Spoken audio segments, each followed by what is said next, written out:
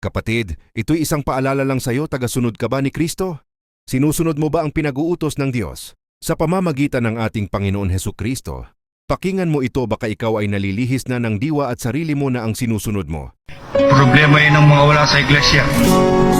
Ano problema ng nasa loob ng iglesia? Iglesia ni Kristo ka ba talaga? Ano po ba ibig niyo sabihin? Bautisado ako. Bakit si Judas pa hindi bautisado? Si Ananias at si Sapphira ba hindi bautisado? Ibig niyo sabihin, merong nasa loob ng iglesia, hindi naman tunay? Hindi. Hindi yung kasal kay Kristo? Hindi. Hindi yung kaisa ni Kristo? Hindi.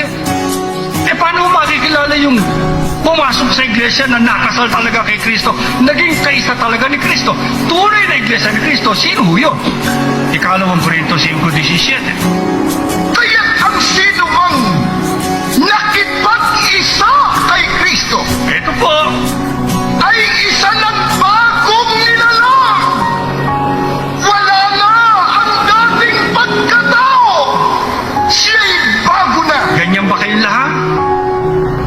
Sino po ang tunay na nakipag-isa kay Kristo? Yung naging bagong nilalang. Paano mo makikilala? Wala na yung dati na pagkatao. Sila'y bago na. Ano po ibig sabihin nun? Ayokong paliwanagan niya sapagkat napakahalaga po niyan para makilala natin ang ating sarili kung tayo dapat nang maligtas. 4:21 hanggang 24 ng Efeso.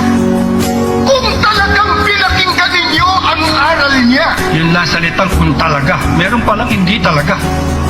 Kunwari lamang siya ay nag-iglesia. Ito talaga. Itong totoo. Itong tunay. Ulit ang 21. kung talagang pinakinggan ninyo ang aral niya, at naturuan kayo ng katotohanan na kay Jesus, Ito po. iwanan ninyo ang dating pamumuhay. Yan ang tunay na iglesia ni Kristo. Tuloy. Hubarin na ninyo ang inyong dating pagkatao na napapahamak dahil sa masasamang pita. Tuloy. Magbago na kayo sa diwa at pag-iisip. Ano ang dati nating diwa? Kung ano gusto natin. Kung ano kapresyo natin, yun ang ating sinusunod. Wala tayong preno. Walang pumipigil sa gusto nating gawin. Pero ngayon, hindi ka na ganyan. Kaisa ka na ni Kristo. Si Jesucristo kung ano ang gusto ng Diyos. Kahit kamatayan, sinagupa niya kung gusto ng Panginoon Diyos. Ikaw ba ganyan din? Anong gusto ng Diyos sa iyo? Alisin mo ang masama mong pamumuhay.